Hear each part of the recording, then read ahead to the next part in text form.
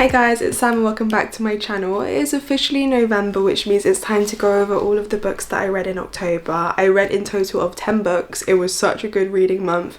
A lot of these were 4.5 stars. I'll start with my favourites and go down. But this month I've read a really good range of paranormal romance, a bit of historical fantasy, a lit fic, I even read a thriller. So let's get into it. Starting off with Mate by Ali Hazelwood, I gave this book 4.5 stars. I really enjoyed this and I was just so happy to be back in Ali Hazelwood's brain. I feel like as soon as you read an Ali Hazelwood book, you know it's her in terms of its level of quirkiness, its humour. I feel like she has her finger on the pulse of what readers love and what readers want, and she can kind of just work ahead of trends and set the trends herself, which is why I think it just contributes to her being such a powerhouse and a fan favourite. Mate is actually the second book in this kind of paranormal romance series with interconnected standalones, and the first book is Bride, the second is Mate. You don't have to read Bride before going into Mate, but I would recommend it because our main character in this is Serena and she does feature quite a bit in book one and you learn a lot about her. The storylines and the reveals that happened in Bride follow Serena into this book and are quite a big part of this book. You don't have to have read Bride, but I think to have the full picture it is definitely beneficial. Also Bride was just fantastic, so you'll have a great time anyway. But going into this book, even in the blurb there's minor spoilers for Bride, but our main character Serena in Bride, we find out that she is a half human, half were. She is the first of her kind and everyone thought that that would help ease the conflict and the tensions that are happening between the three different species in this world, so the humans, weres and the vampires. But what actually happens is it puts a target on Serena's back basically to be studied, because she's the first of her kind. Like, how does this work on a cellular genotypical level? Like, what does this even mean? So in order to keep her safe, her newly found mate Cohen, who's actually the alpha of a pack, of course he is, takes her into his territory to look after her, and that's kind of the main setup of the book. But while she's there, she actually goes into heat, and if you know what heat is for a dog, that's essentially what happens to werewolves, and our main character Serena has to go through that, and best believe she is ready for some spice. This book felt primal, and that's what I would say is quite different between the two books. In Bride we have Misery and Low, who's a vampire and a werewolf, and then in this you have two werewolves, so it's definitely more primal, if you know what I'm saying. And that is the only way I can describe the spicy scenes, is that they felt so primal, their need and their attraction and their want. Like, you could just feel it leaking through the pages. I know that's such a bad choice of words, but that's what it felt like. In an interconnected series, of course I'm a sucker for a cameo, and just seeing Misery and Low in this book made me so happy. I feel like because their storylines were already so intertwined, like between Misery and Serena in the first book, it just made it so natural to see them again, and it made me want to reread Bride for sure. I will say, even though I really enjoyed this, I liked the character development, I loved the banter, like the usual Ali Hazelwood humour. What I wish there was more in this book is that Owen and Serena's relationship could have been explored a little bit more, just beyond their kind of physical attraction and the attraction that they had due to their mating bond. I would have loved to see them get to know each other a little bit more and to know what they like about each other past like just the initial need of needing each other from that mating bond that they have. But this is a spicy, quirky werewolf Ali Hazelwood romance, so if you just want to go in for the pure vibes, the pure lust, the pure primal feel of a romance of two werewolves getting together, then you will have a fabulous time. I think that was just a small minor nitpick from me which kind of stopped me from loving these two characters at like the maximum level. I think I might have preferred Bride to this. That's why I gave this 4.5 stars. It was just missing like a little bit more that would have tipped this one over the edge for me. Separately though, I would so love to see Bride and Mate be adapted into like a TV show. I think it would be great. I think it would be the perfect balance of like the Vampire Diaries meets Teen Wolf. I mean, I don't know if anyone else agrees, but please let me know in the comments. The next book I gave 4.5 was Firstborn of the Sun by Marvelous Michael Anson.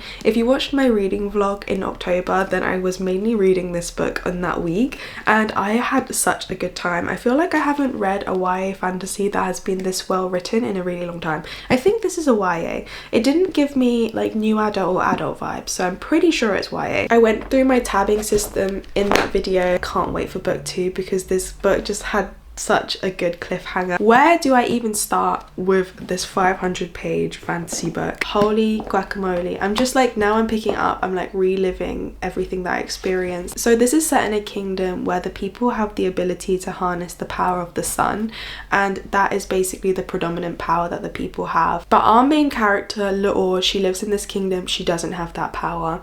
In fact, she has no power at all. But she's been able to get by because she's learnt these kind of forbidden spells from the person who looks after her in order to be able to disguise the fact that she doesn't have the powers that everyone expects her to. And from the get-go, we know that she has this childhood friend called Alawani, and he has been there throughout her whole life. In fact, he's secretly in love with her and she's secretly in love with him. It has that like multiple POV style of writing, which means that you get a glimpse into everyone's head, which I love, because I feel like from the get-go we knew how much these two felt for each other, and already like the tension was there. And so I was also holding out for whenever they would confess their love for each other, but the fact that there was yearning from the very beginning, I really liked. So when Alawani gets called up to be an Alufa, it means he has to go through these trials to have his magic stripped of him, but then he would become a priest. It is a great honor in this kingdom to go through that, but also a lot of people die going through the trials. So as soon as Laor hears her bestest friend is going to have to go through that, she's like, nah,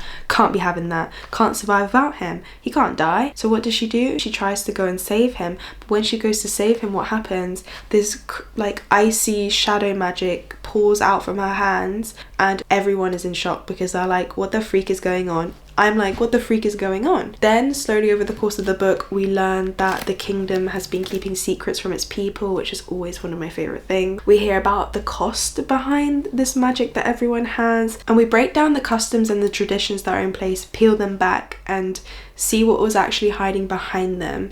And having that layer of like secrecy in a kingdom, in a nation, in whatever, I feel like is one of my favorite parts about an epic fantasy book. There was a similar kind of concept in The Final Strife by Sarah El Arifi, where like the kingdom's been keeping secrets and we're slowly unraveling them. There's corrupt people in power, etc, etc, and I just really enjoy it. I don't know why, maybe because there's something so realistic about it, like that would definitely happen in the world we live in. So of course like that can happen in a fantasy world, but in such a different way. What stopped this being a 5-star for me, and best believe I thought this was going to be a 5-star, I think it was slightly too long. And after Laor breaks Alawani out from his trials, I mean it says this in the blurb, but they need to flee the kingdom, so I thought that they'd flee the kingdom pretty quickly and we'd be able to see the lands outside of the kingdom, which is allegedly where Laor's powers are from.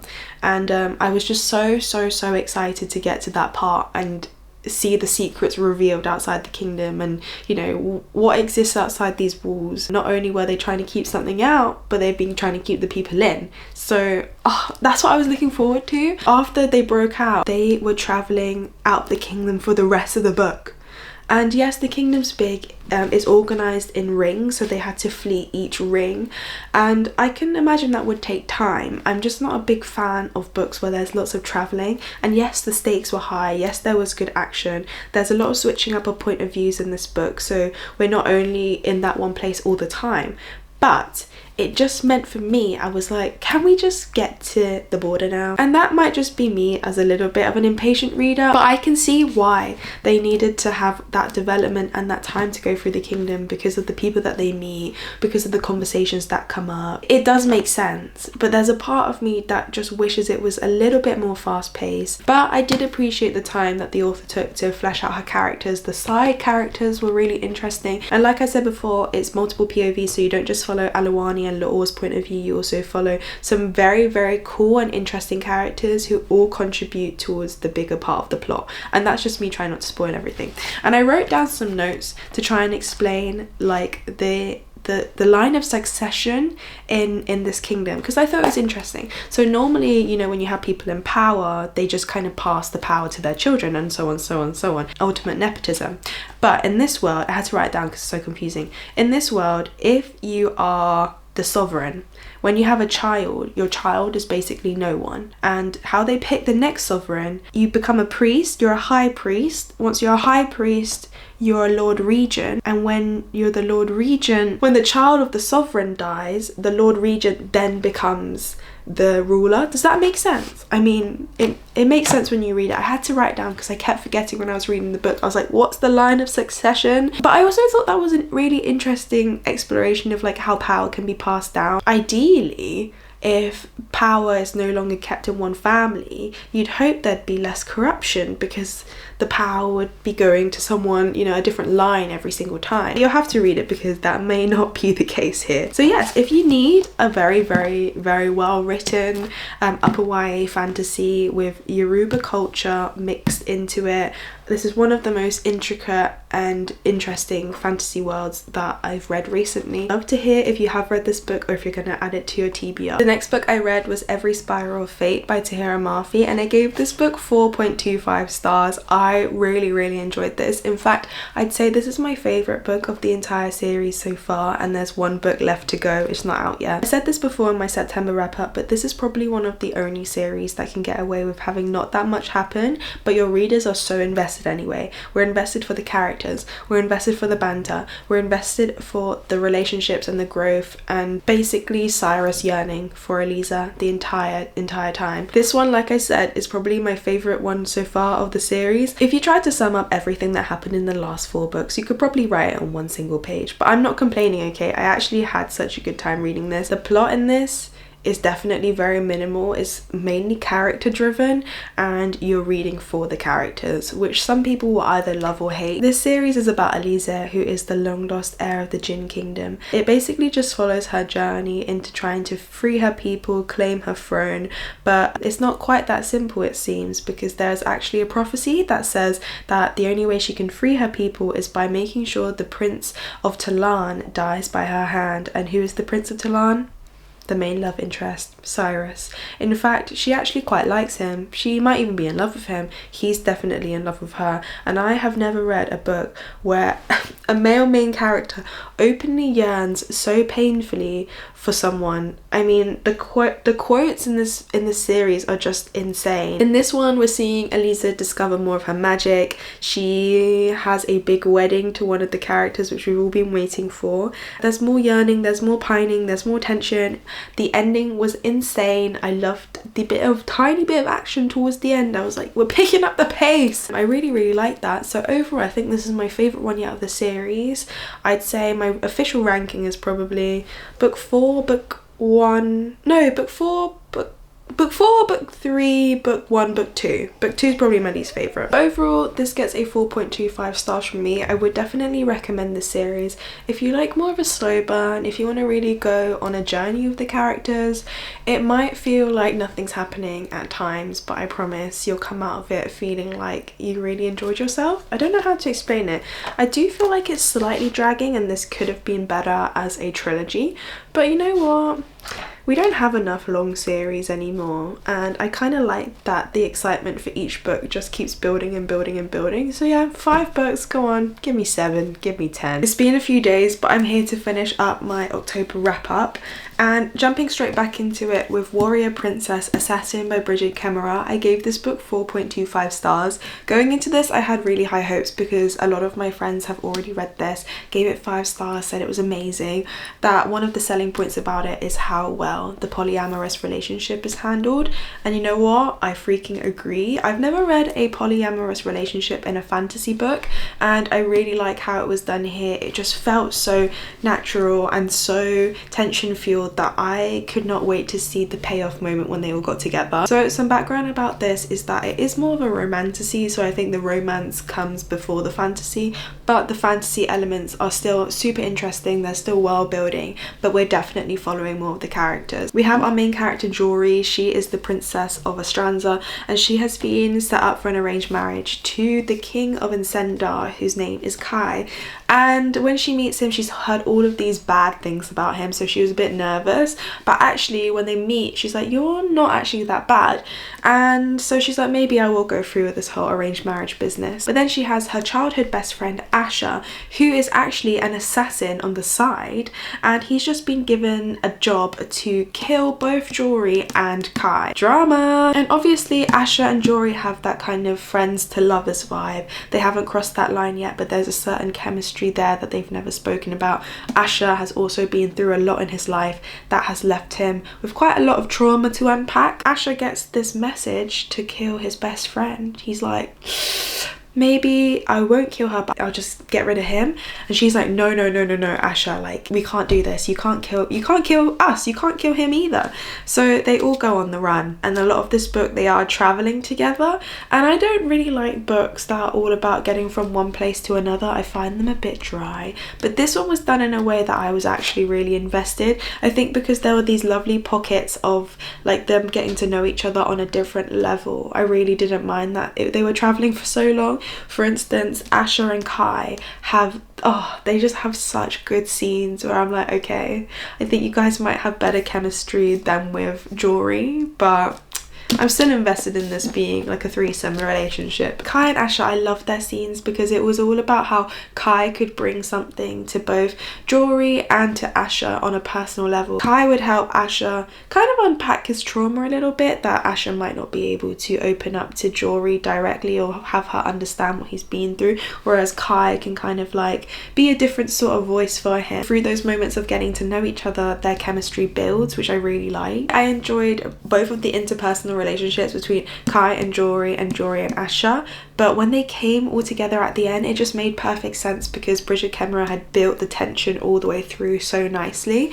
I would definitely recommend this. I think if you need something to get you out of reading slump, if you want to try a fantasy of a polyamorous relationship, then this one is the one to go for. It leaves on an interesting cliffhanger. I would definitely be picking up book 2. I think the reason why it's not quite a 5-star for me is just because it's not like my perfect book. I had a really good time reading it, but I wouldn't say that this is the best book I've read this year. I just really enjoyed it, and I would definitely read more. So I think 4.25 is accurately where I sit on my feelings for this book. I will just say that Bridget Kemmerer hasn't really let me down. She has been a great author throughout the years who is solidly growing, and I feel like this is her best work yet. I really can't wait to see what she does in book 2.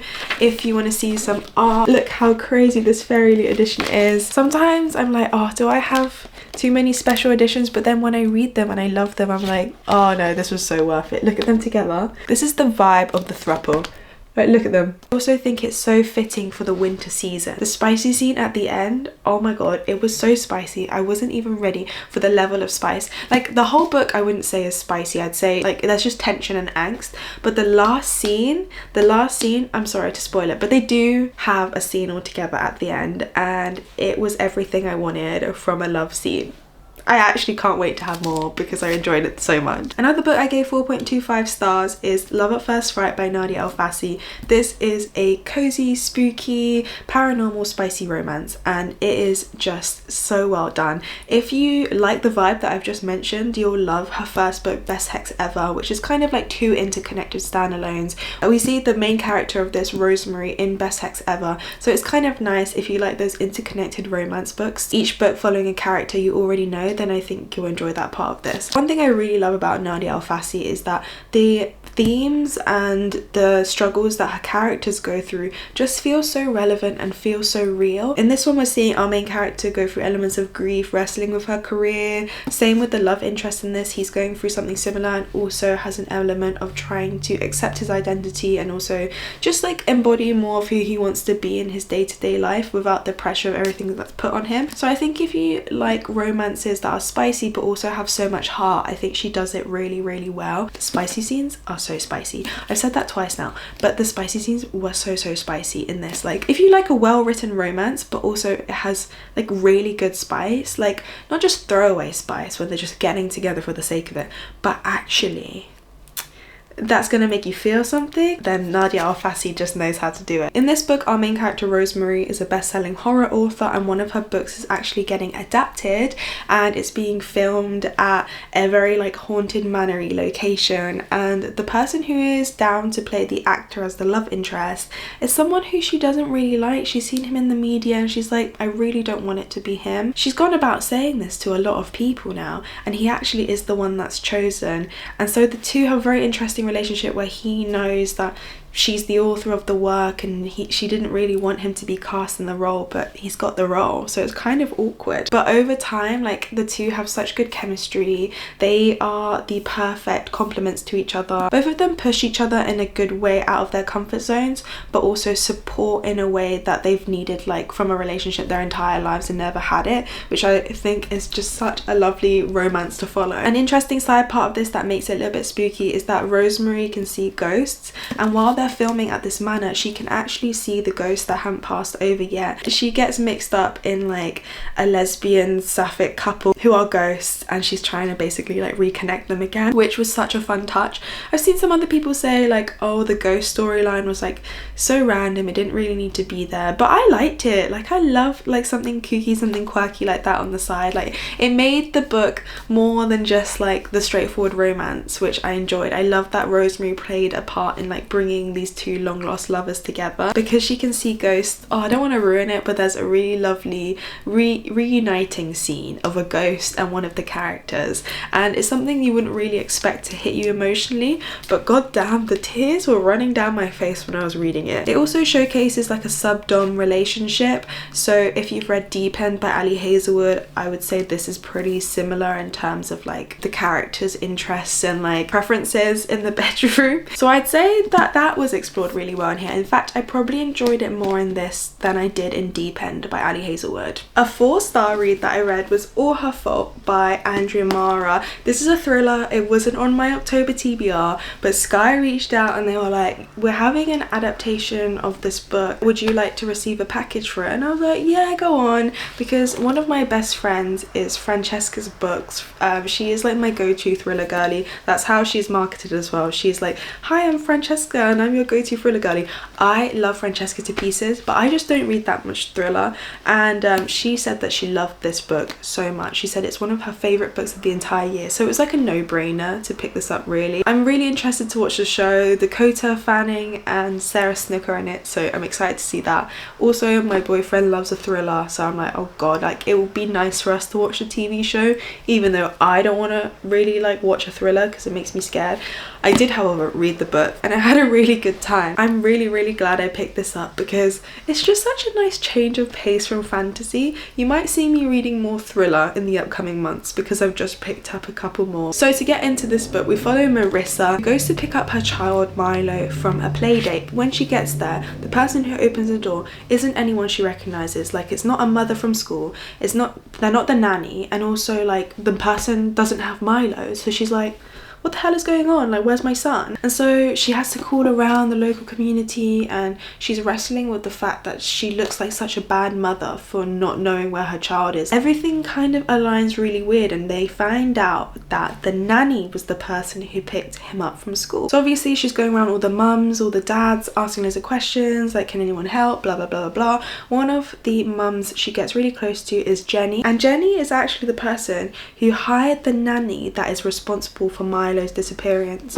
So there's that kind of added layer of like, what the hell is going on? Does Jenny know something? Why was Milo even taken? This is insane. Why would the nanny take Milo? Set in a very small suburban community in Ireland, and we are seeing like gossiping neighbours. There's like a few chapters in like slotted in where you're seeing like random conversations happening, and you know you're being drip fed, you know, ideas of what could be the twist, but you can't quite piece it together. The twist was really good. The twist I didn't see coming. I was like gasping. I remember reading it and I was like, not sure who it is. I obviously suspected everyone, but nothing made sense as to why Milo would have been taken. I actually can't wait to watch the show. I'm really excited. But if you need a very twisty thriller, I think this one was great. I was on the edge of my seat. I think I read this in like 2 sittings. It's a really well written thriller as well, which I enjoyed because I read a Frida McFadden book. It was The Boyfriend, and I didn't like that. Like, I thought that was terrible. And I was like, this is the Frida McFadden everyone is telling me to read. But then everyone was like, you started with The Boyfriend, that's the worst one. Apparently I should have started with The Housemaid. So I might try that one still.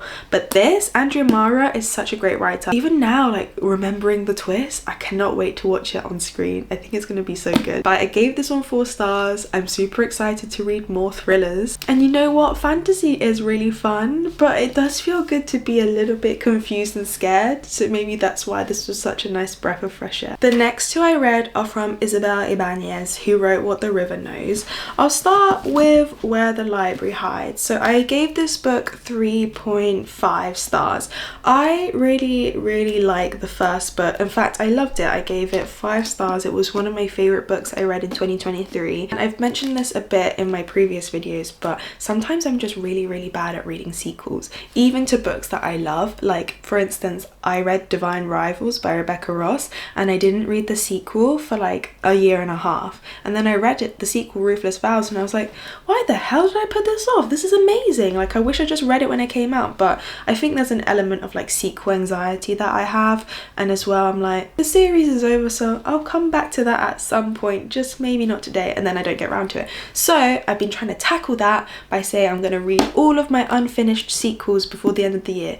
I am running out of time, but this is one of them that I was trying to get through. This is Where the Library Hides, which is book 2 to What the River Knows. This is part of a historical fantasy duology that is set in Egypt and revolves around like a magical mystery of the magic of Cleopatra. And in this world you can find objects that have magic imbued in them that, you know, have some kind of fun quality to them. But I wouldn't say that this is a very strong fantasy. The fantasy elements are very light, and it's more about the mystery aspect, especially in the first book about Cleopatra. So going into this one, the first book ended on such a good cliffhanger. Like, I was very invested in the love story of the first book, and it's between Wit and Inez. To give you some backstory on the first book, Inez is our main character. She's from Argentina, and her whole life her parents have been like doing miscellaneous things in Egypt. They are archaeologists, and they were trying to discover more about Cleopatra, find her resting place, etc.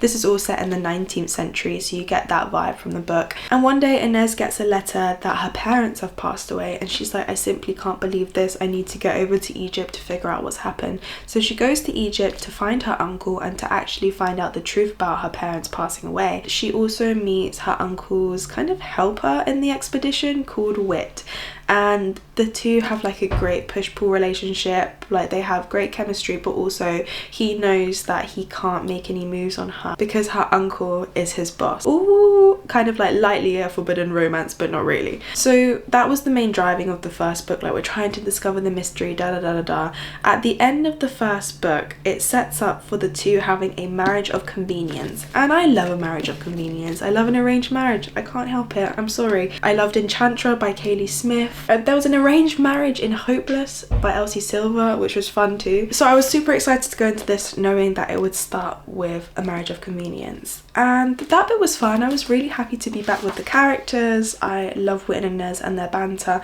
but then something just didn't feel the same as the first book. Like, I was feral for the first book, so I was like, I'm enjoying it, but like I'm also not believing their chemistry anymore. Wit, at the start of this, we know he's hiding a big secret, especially from the cliffhanger at the end of book 1, and I was getting ready for it to be like a massive secret, like an earth-shattering secret, the way he's acting, but it didn't feel like that big of a deal. And then once the marriage was out the way, the rest of the book had a new mystery that I wasn't as invested in, which was a shame. Like, I still really enjoyed the writing, the banter's still there between the main characters, but I didn't come away from it feeling like I enjoyed it as much as the first book, which I hate that. I hate going into a book with such high expectations and then not feeling like I thought I would. So that's why this is a 3.5 for me. I think it is well written. I didn't love the way the story took. I don't normally complain about the way a story goes, but like, I didn't love the way this headed. One thing that I've thought was a shame is that it focused so much on the family drama. The author had established some really interesting elements about the magic system and these objects that can have magic, and they weren't even really important or really explored or mentioned here, which I thought was a big shame. And the family drama element was interesting, and it felt kind of like Jane the Virgin-esque, if you've ever watched that on Netflix. Absolutely brilliant, but also like very telenovela vibes. This felt a bit telenovela-y, which isn't a bad thing because I love a telenovela. I'm just saying that it's a shame when we had the Egyptian mystery, we had the cool magic, we're in Egypt, there's Cleopatra and the Library of Alexandria. It just felt like it could have been a little bit more. But I would still recommend this duology. I think it's well written, I think it's really fun, I think it's different from a lot of things out there at the moment. I love that it's a historical fantasy but also has a light touch of fantasy, and it also has like a big mystery. I think that's really fun. I mean, I'll definitely be reading more from Isabel Banez. I adore her. Next book is also Isabel Banez. I also gave this one 3.5 stars. Look how absolutely gorgeous and shiny this is. This is out in January 2026. I also thought that this would be a 5-star review, so I'm a little bit sad that I didn't have that 5-star feeling, but I do think this will be a book for a lot of people. It just maybe wasn't the perfect book for me. Like, I enjoyed it. Like 3.5 is a good rating from me, to be fair. Going into this then, it's set in Renaissance Italy. You can tell immediately when you go into this book that the author has done so much research. It's set in Florence, and every room you walk into, every building you walk past, the smells in the air, you feel like you are there. You feel like you are in Florence, and I think that is such a skill to be able to capture that and also make you feel like you're in the time period which it's set in, which is like the 15th century. I think that's when the Renaissance period was. So at this very start of this book, you get like this page of the Pietra Magiche, which are all of the gemstones in the book, and then it gives you a little explanation of the powers that they have. So you've got Sunspire, Seaweaver, Shadowglass, Night Flame, and it tells you the power, what they look like, and like describes them. And then yeah, like Night Flame holds an eternal flame in its center, transforms non-living things into living beings. I was so excited. I was like, oh my goodness, I love a magic system with magical rocks. I don't know why. Maybe because of that. Do you guys remember watching Trolls with a Z? I'm going to put the thing on the screen, but I feel like that was also all about gems. Anyway, I'm going off track. But we start the book with our main character, Ravenna. She is a sculptor. She's a very talented sculptor at that, but at the very beginning in the prologue, we find out that she has very dark powers. It was just one of the best prologues I've read. But she's faced with this man, and a dark power comes out of her. She basically accelerates his life force until he's like aging and then rotting away, and then he's gone, poof, and you're like, what the freaking hell? I love the way this is starting. Like, yes, give me more. In this time and in this world where the book is set, magic is forbidden, and you can imagine that Ravenna having magic, not a good sign. The whole of Italy is being controlled by the Pope, and the Pope hates magic. Fast forward to present day, our main character Ravenna, like I said before, is a sculptor, but her brother is also in a very sticky situation. He's got himself into trouble. He is gonna be executed unless she can save him. In order to save him, what she does is that she enters into a sculpting competition being hosted by this immortal family called the Loonies.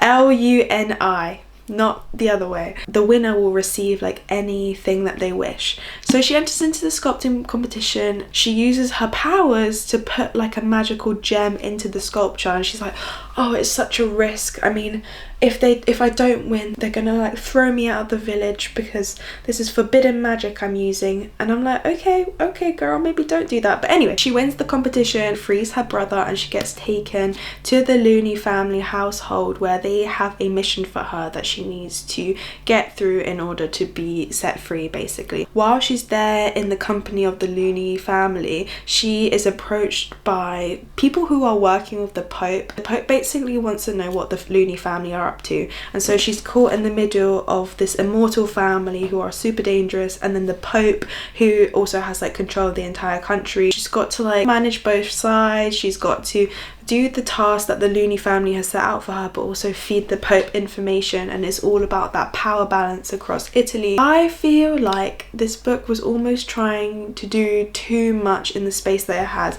It is a standalone. I think there's going to be an interconnected standalone book set in the same world 30 or 40 years later, which will be interesting. But because there are so many like streams of things going on and they didn't marry up together perfectly, it just for me felt like a little bit disjointed. So I'd say I loved the historical Renaissance Italy setting. I found the magic system set up really interesting, like with the magical gems and how they could work, but they were mentioned and they weren't really used. They were mentioned at the beginning. I thought they'd play a massive role in this book, and then they didn't really appear again. And I thought we'd get to know all of the stones and see them all the time. That wasn't really the case, which I found a little bit disappointing. I also forget to mention that the romance in this is between Ravenna and one of the members of the Looney family called Saturnino, and he's basically tasked with watching over her while she completes the task, and he's very like Edward Cullen like. I feel like this definitely gave a Twilight vibe in terms of like their chemistry and the way they were interacting. It felt like at any moment he could pull out one of Edward's lines, like, do you think, what does Edward Cullen say? Oh, it felt like at any point Saturnino would come out and say something that Edward Cullen would say, like, as if you could outrun me, as if you could fight me off, I'm designed to kill. Did really give that energy at times. I think he was like dark and he was mysterious, and obviously he's an immortal of secrets, and that's probably why I wanted to keep reading, because I liked his character and how mysterious he was, and I wanted to find out his secrets.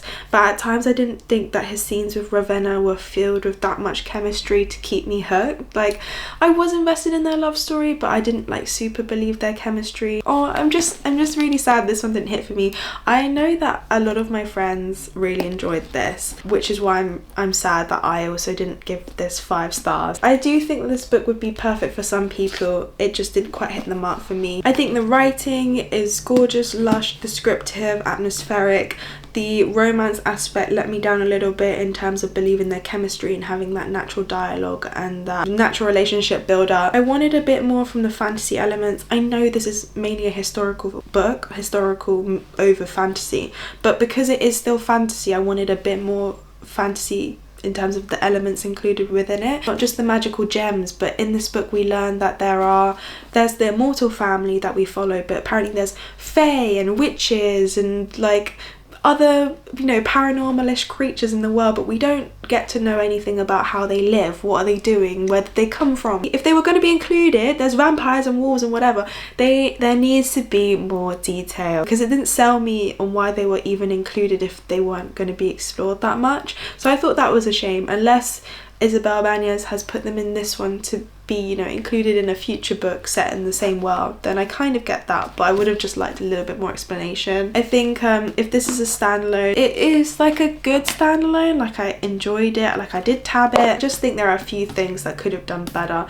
in order for it to be like a more complete story in terms of like being a satisfying read. I was really disengaged from the characters and very disengaged from the plot and what was going on, and how repetitive Ravenna going back to her task was. But I can appreciate a book for, you know, what it was trying to do in terms of the historical aspects, and when you read this you'll definitely get a sense of the politics, the general mood of Italy at the time when this was set. So definitely give it a go if you like the sound of the Renaissance Italy aspect and you're wanting to see a fantasy that I will say is very unique, which I don't think there are a lot of other fantasy books that are like this one. I think it is very unique and it's like something I've never read before. Will I be reading the next book? Of course I will. I really like Isabel Bañez and I'm here for the long ride. I'm a sucker for a pretty cover and I can't wait to see more reviews of this in 2026. Another book I gave 3.5, but on reflection maybe even 3.25,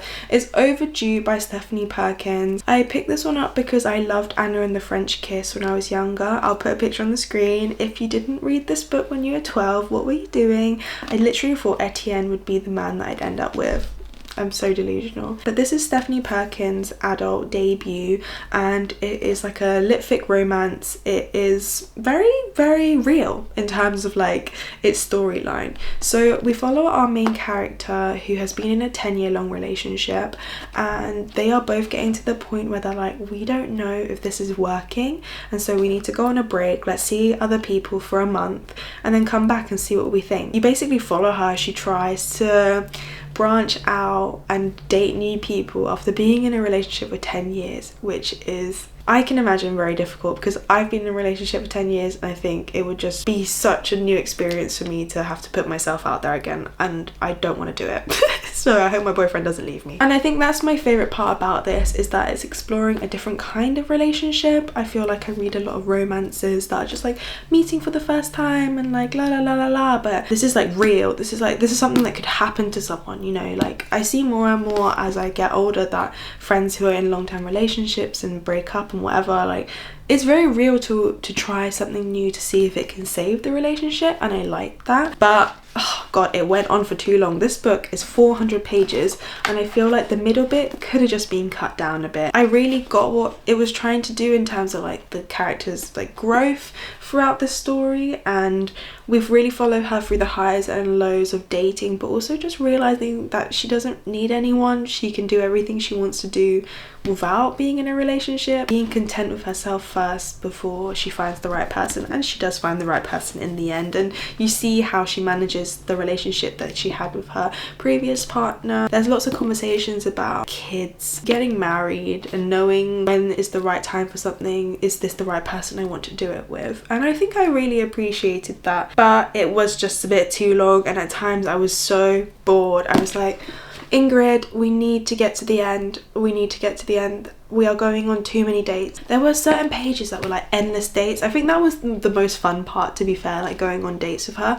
But after she's kind of stopped doing that, I was like, where are we gonna go from here? There's still half the book left. But an enjoyable read. I would still recommend it. I think if you're wanting something quite different that shows a different kind of relationship, I didn't have this one on my October TBR, to be honest. It wasn't in my October TBR video. I just had an urge to pick it up, and so I did, and I don't regret it. It was nice to be back with an author who I read when I was younger and just see if I like her writing style now. Didn't hit for me like I thought it was going to. I think if this was maybe 100 pages less, it wouldn't have made a difference to the story.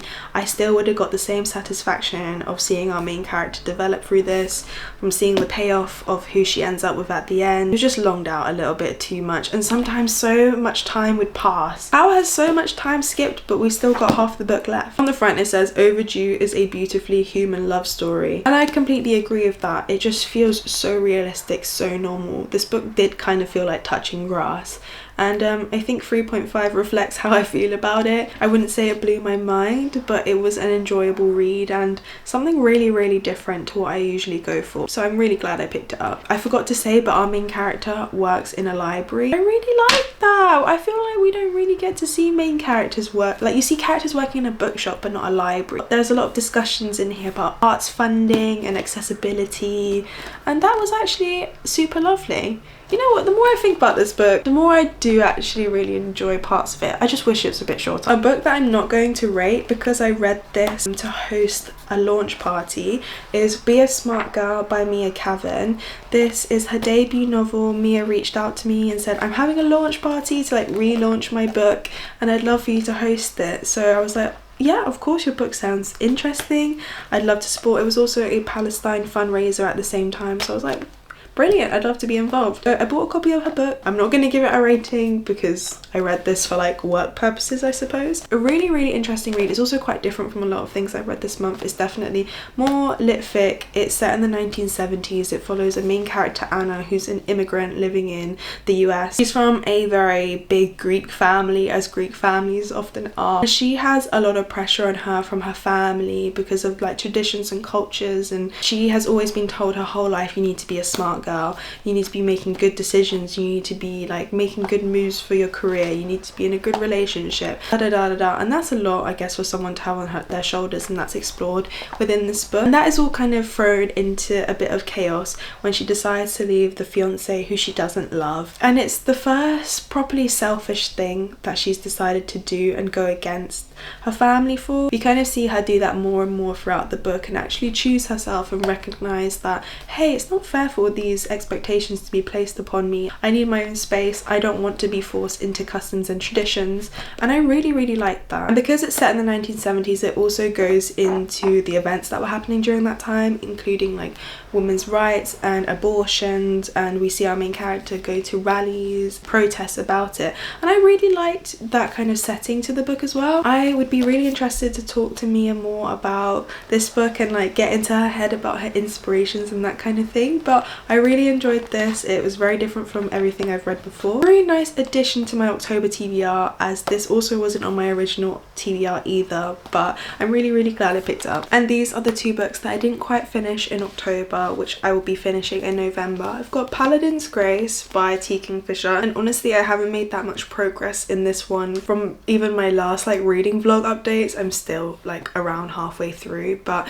I'm enjoying it. I like that this one is such a good balance of cinnamon roll character, a really like gruesome twisty kind of like murder mystery, and then it all just being like enveloped in like medieval vibes. That's so fun to me. The humor is on point. I love T. Kingfisher's writing style, and I'm just looking forward to reading more from them. This has been so fun. I think I just started way too many other books and I forgot to go back to this one, but like I was really enjoying it. You're gonna think, yeah Sam, we saw you start that 3 weeks ago in that vlog, but you didn't even finish it. And it's like, yes, I just at the moment I'm just having a really bad time sticking with one book, but I'm gonna get better for the month of November, okay? I promise. Another book that I need to finish is A Dance of Lies by Brittany Arena. This is one I think I mentioned in another video, but I didn't think that I'd love this one as much as I am loving it. It is a fantasy but has more focus on the court politics and the political intrigue. Our main character is chronically ill due to being imprisoned for many years. She's a dancer, and the imprisonment has meant that her body isn't the same as it used to be. So a lot of this, she's wrestling with the fact that this is her now. Like, she has to live with the pain, and she has to live with not being able to get to that same level that be at in terms of like her ability and her dancing, but she can do things to make it easier. And I like that portrayed in a fantasy setting. I like that portrayed with a skill such as dancing, because I think that is something that can happen to any of us. Not saying with the couple years imprisonment, I don't know if that's happening to everyone, hopefully not. You could fall over, you could fall down the stairs, something could happen to you, and you might not be like able-bodied as you once were. And I think that's just really nice to see in a fantasy book. And all the while she's like picking up all this gossip for the king, and all the while, to get her freedom from the king, she has to take on these tasks for him to spy on people during the events. So she will dance, and then she will listen to things being spoken at court to feed them back. She has a little bit of a romance with the person she was dancing with. Actually, the main love interest, I think, is the other king, who is the king's brother. I'm interested to see where it goes. I haven't hit the big twist, but I'm really enjoying it so far. I will definitely be intrigued to read a sequel when I finish this. If you've read this one, let me know what you thought of the ending, because I'm almost there. So those are the 10 books I read in October and the 2 I need to finish off in November. Thank you guys so much for watching. I hope you enjoyed this reading wrap up. I have yappity dude on, and I will see you guys very soon in my next video. If there's anything you want to see from me, let me know. Let me know what you've been reading and what you've been loving. I will be back very soon with another video. And if you want to see more from me, you can catch me on Instagram, TikTok, Goodreads. I will see you very soon.